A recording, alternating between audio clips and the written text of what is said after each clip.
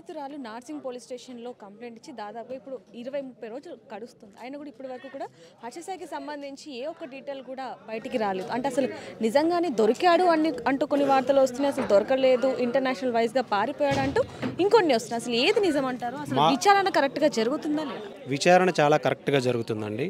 మాకున్న credible information ప్రకారం and మేము వెళ్ళి పోలీస్ స్టేషన్లో వెరిఫై చేసుకున్నామంతా కూడా. వాళ్ళు ఇచ్చిన సమాచారం ప్రకారం డే 1 హర్షసాయి దేశం వదిలి పారిపోవడం జరిగింది. సో అతను అవుట్ ఆఫ్ కంట్రీలో ఉండి ఆపరేట్ చేస్తూ ఉన్నాడంతా. ఇక్కడ కొన్ని యూట్యూబ్ ఛానల్స్ ద్వారా కానీ లేకపోతే అటువంటి ఫ్యాన్ పేజెస్ ద్వారా ఆపరేట్ చేస్తూ ఉన్నాడు. ఇక్కడ కొంతమంది వ్యక్తులు తనకి సహకరిస్తూ ఉన్నారు, తన దగ్గర నుంచి డబ్బు తీసుకున్న వాళ్ళు సహకరిస్తూ ఉన్నారు. అండ్ లుక్అవుట్ వాళ్ళ మీద ఎఫ్ఐఆర్ కంప్లైంట్ చేశామండి. ఇక్కడ శేఖర్ భాష అనే వ్యక్తి కానీ లేకపోతే దాసరి విజ్ఞాన్ అనే వ్యక్తి కానీ ఇంకా కొంతమంది మాట్లాడుతూ ఉన్నారు. సో వాళ్ళ మీద కూడా ఎఫ్ఐఆర్ రిజిస్టర్ అయ్యింది.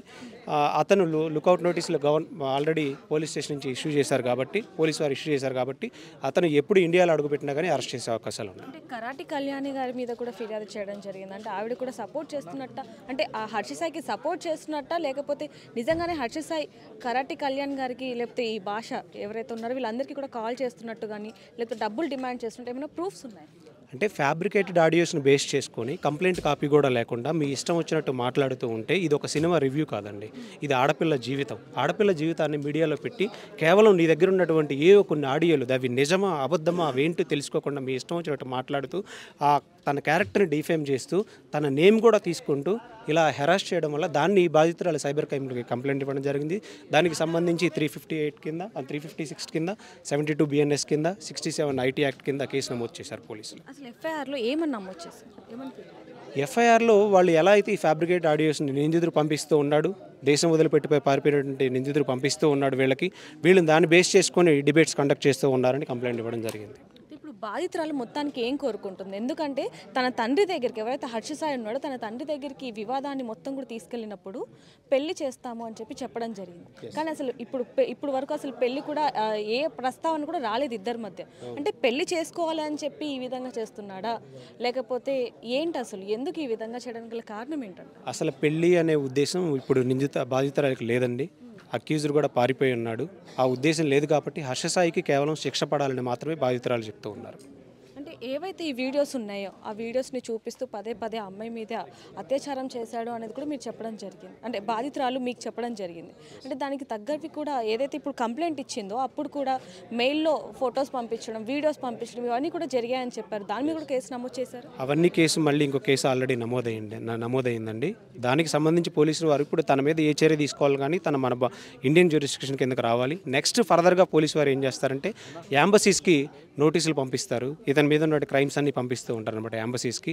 And PMLA prevention of money laundering, ఇతను ఇల్లీగల్ బెట్టింగ్ యాప్స్ ఏదైతే ప్రమోట్ చేశారో ప్రివెన్షన్ ఆఫ్ మనీ లాండరింగ్ కూడా కేసులు బుక్ చేయడానికి చూస్తూ ఉన్నారు. ఏవైతే ఇప్పుడు ఈ బాధితురాలకి సంబంధించి ఆడియోస్ వస్తున్నాయో అసలు అవి ఎవరు రిలీజ్ చేస్తున్నారు?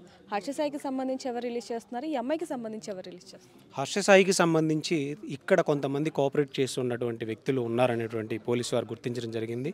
సో ఆ ఆడియోస్ అన్నీ కూడా పోలీసు వారు ఇప్పుడు సైబర్ క్రైమ్ వాళ్ళు కూర్చొని ఆడియోస్ అన్ని డిలీట్ చేస్తూ ఉన్నారు. దాన్ని కోర్టు నుంచి ఆర్డర్ కూడా తీసుకోవచ్చు. కొంతమంది ఇన్ఫ్లుయెన్సర్స్తో కూడా మాట్లాడడం జరిగిందని మీరు చెప్పారు ఇందాక. కొద్ది రోజుల క్రితం మనం ఒక ఫోటో కూడా చూసాం. నా అన్వేషణతో దాదాపు 2 నిమిషాల వరకు మాట్లాడాడు. మరి నా అన్వేషణ ఏమైనా కాంటాక్ట్ అయ్యే ఇదేమన్నా అతని ఇన్స్టాగ్రామ్ అకౌంట్ యూస్ చేసుకొని సెలబ్రిటీస్ని కాంటాక్ట్ అవుతూ ఉన్నాడనే సమాచారం పోలీసు వారికి ఇవ్వడం కూడా జరిగింది. అండ్ కోర్టు దృష్టిలో కూడా పెట్టడం జరిగింది. అండ్ కోర్టు డైరెక్షన్ కూడా అడిగాము. అతని యూట్యూబ్ ఛానల్స్ని, అతని ఇన్స్టాగ్రామ్ ఛానల్స్ని బ్లాక్ లిస్ట్లో పెట్టమని. అది నెక్స్ట్ ఆర్గ్యుమెంట్లో తెలుస్తుందండి. హర్షసాయి తండ్రి మీద కూడా కేసు నమోదు చేయడం జరిగింది. అంటే కేవలం పెళ్లి చేయలేదు అంటే ఈ 1 సంవత్సరం తర్వాత పెళ్లి చేస్తామనో, లేకపోతే ఇంత గడువు పెట్టాక పెళ్లి చేయలేదన్నా, లేకపోతే హర్షసాయి తండ్రిని ఇంకా అక్యూజర్గా చేర్చలేదు. కేవలం కంప్లైంట్లో కాపీలో మాత్రమే ఇవ్వడం జరిగింది. ఆ రోజు అలా జరిగిన సందర్భంలో తను వచ్చి ఈ విషయాన్ని కాంప్రమైజ్ చేయడం కోసం ఒక ఫాల్స్ ప్రామిస్ చేసి అమ్మాయిని నమ్మించి తను ఈ సినిమాని ఇలా ముందుకు తీసుకెళ్లిన ప్రయత్నం చేశాడు కాబట్టి కేవలం ఆ విషయం మాత్రమే కంప్లైంట్ కాపీలో మెన్షన్ చేయడం జరిగింది బాధితురాలు.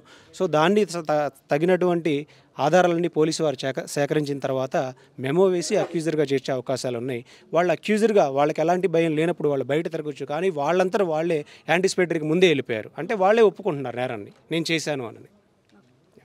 ఏదైనప్పటికీ ఎవరైతే బాధితురాలు ఉందో ఎప్పుడైనా సరే హర్ష సాయి కనుక పోలీసులకి దొరికితే ఖచ్చితంగా శిక్ష పడాలి అని చెప్పి కోరుకుంటుందే తప్ప నాకు పెళ్లి అవసరం లేదు అంటూ కూడా తను చెప్పడం జరుగుతుందంటూ కూడా తన అడ్వకేట్ లాయర్ ఎవరైతే బాధితురాలు లాయర్ ఎవరైతే ఉన్నారో తను చెప్పడం జరుగుతుంది. ఏదైనప్పటికీ అమ్మాయికి న్యాయం జరగాలని కోరుకుందాం. కెమెరామ్యాన్ విజయ్తో రిపోర్టర్ దేవిక, హైదరాబాద్. మరిన్ని వీడియోస్ కోసం ఛానల్ ని సబ్స్క్రైబ్ చేయండి, లేటెస్ట్ అప్డేట్స్ కోసం వాట్సాప్ ఛానల్ ని ఫాలో చేయండి అండ్ లింక్ డిస్క్రిప్షన్ లో ఉంది.